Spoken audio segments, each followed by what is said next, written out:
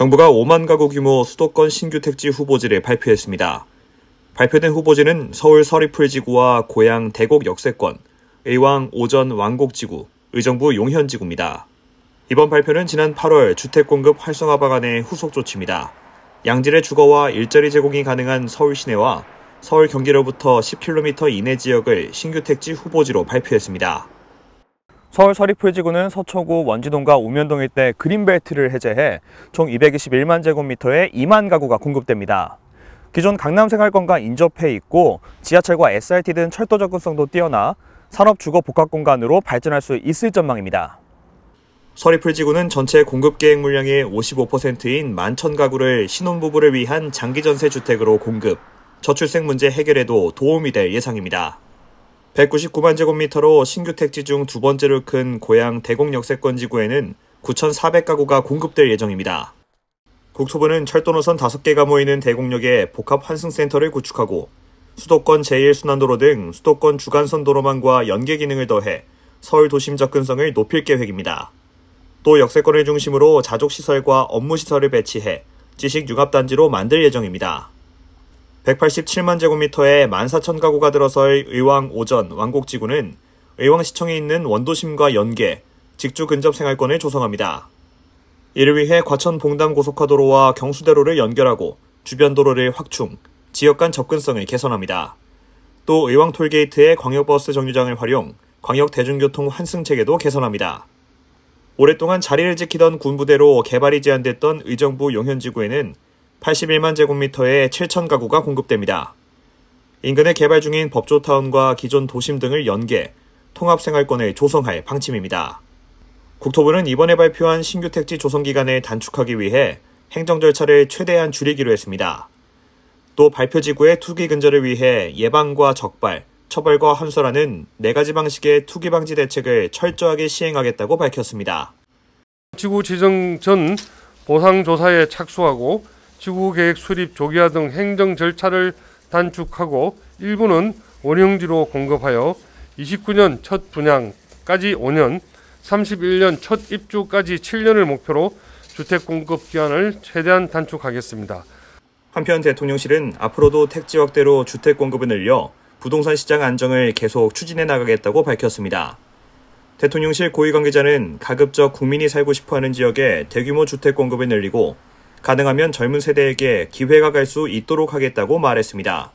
경제관계 차관회의 겸 물가관계 차관회의가 정부 서울청사에서 김범석 기획재정부 1차관 주재로 개최됐습니다.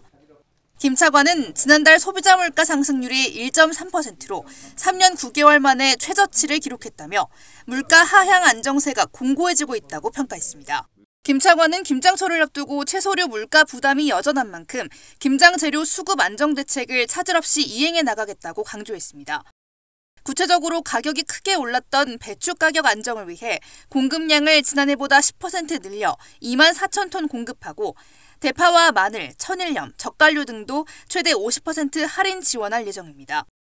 유류세 인하 조치를 연말까지 2달 연장한 것과 관련해 버스와 택시, 화물차 연안 화물선 등에 대한 경유 압축 천연가스 유가 연동 보조금도 2개월 추가 연장한다는 방침입니다.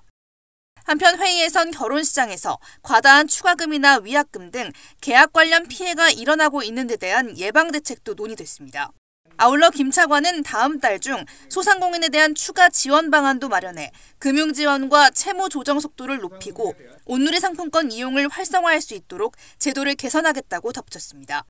민간 원자력 협력 확대를 위해 그동안 협의를 진행했던 한국과 미국이 원자력 수출 및 협력 원칙에 관한 기관 간 MOU에 가서명했습니다.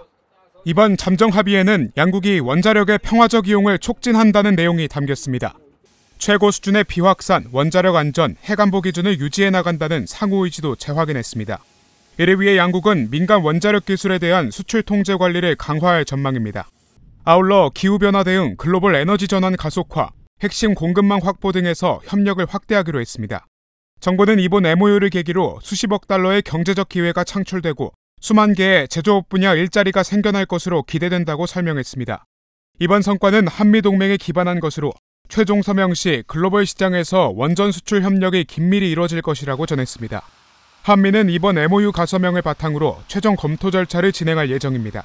특히 이번 약정은 체코 원전 우선 협상권을 따낸 한국수력원자력과 입찰 경쟁에서 탈락한 미 웨스팅하우스가 법적 공방을 벌이는 상황에서 나왔습니다.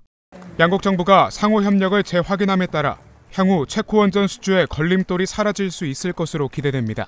진한 주황빛을 띠는 장이 고소한 냄새를 풍깁니다. 재작년에 담가 잘 익어가고 있는 된장입니다. 장을 담글 때는 콩 재배와 메주 만들기, 장 가르기, 숙성과 발효 등의 과정을 거치는데 우리의 장에는 중국, 일본과는 다른 독특한 점이 있습니다. 장 문화는 한국 음식의 맛과 정체성을 결정하는 중요한 요소입니다. 삼국시대부터 장을 만들어 먹었다고 알려져 있는데 조선시대 왕실에서는 장을 따로 보관하는 장고를 두었으며 장고마마라고 불리는 상궁이 직접 장을 담그고 관리할 정도로 장을 중시했습니다.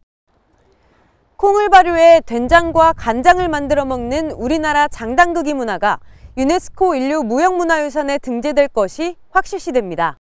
유네스코 무형문화유산 보호정부간위원회 산하평가기구는 한국의 장담그기 문화를 심사해 등재 공고 판정을 내렸습니다. 평가기구는 등재 신청서를 제출한 유산을 심사하고 그 결과를 등재, 정보보완, 등재 불가로 구분하는데 국가유산청 관계자는 그간의 사례를 봤을 때 등재 공고 판정이 뒤집히는 경우는 거의 없다고 밝혔습니다. 한편 한국은 중국, 프랑스 등에 이어 세계에서 5번째로 인류 무형문화유산 종목을 많이 보유한 국가로 한국의 장담그기 문화가 최종 등재되면 총 23개 종목의 인류 무형유산을 보유하게 됩니다. 지난 2021년 7월 전세 계약을 맺은 A씨. 전세 보증보험 가입이 의무인 주택임대 사업자와의 계약이었던 터라 허그의 보증보험에 가입이 됐습니다. 이후 보증금을 돌려주지 못한다는 집주인의 통보에 A씨는 지체 없이 허그의 보증보험 이행을 신청했습니다. 보증보험이 순조롭게 이행돼 돈을 돌려받을 거라 믿었지만 돌아온 답변은 보증 취소. 알고 보니 집주인인 임대인이 위조계약서로 보증보험을 든 것을 이유로 보증보험 계약을 일방적으로 취소한 겁니다. 실제로 현재 허그 약관상 임대인이 사기 또는 허위로 임대차 계약을 체결하거나 이를 근거로 보증을 신청한 경우 허그 측에서 보증을 취소할 수 있습니다. 이에 대해 공정위는 임차인에게 잘못이 없어도 임대인의 사기나 과실만으로 보증보험이 취소되는 건 불리한 조항에 해당한다고 판단하고 허그의 약관 시정을 권고했습니다. 공정위의 시정 권고에 따라 허그가 불공정 약관을 개선할 경우 임대인의 잘못으로 전세 사기를 당한 임차인이 보증을 통해서도 임대 보증금을 돌려받지 못하는 상황을 막을 수 있을 전망입니다. 다만 이번 시정 권고는 이미 체결된 전세 계약에 대해서는 소급 적용하지 않습니다. 공정위는 시정 권고 이후 허그와 해당 약관 조항에 대한 시정 협의를 진행하고 이행 여부를 점검할 것이라고 밝혔습니다. 지갑이 가벼워져도 커피 한 잔의 여유는 포기하기 힘들죠. 하지만 최근 일부 커피 전문점들이 가격을 인상하면서 소비자 부담이 더 커지고 있습니다. 소비자원이 25개 커피 전문점의 메뉴별 가격을 조사한 결과 소비자가 적정하다고 생각하는 가격과 실제 가격은 최대 32.4% 차이가 났습니다. 소비자가 기대하는 적정 가격은 아메리카노 평균 2,600원, 카페라떼 3,300원, 카라멜 마키아또 3,500원 정도였는데요. 실제 판매 가격은 아메리카노 평균 3,000원, 카페라떼 3,900원, 카라멜 마키아또 4,700원으로 기대보다 1,000원 이상 비싼 메뉴도 있었습니다. 이외에도 대다수 커피 전문점은 스마트 오더 후 메뉴 변경이나 취소를 할 수 없었고 용량을 표시할 때 소비자가 잘 모르는 온스 단위를 사용했는데요. 소비자원은 사업자들에게 스마트 오더 주문 취소 기능을 개선하고 법정 단위 용량 표시를 사용해달라고 권고했습니다.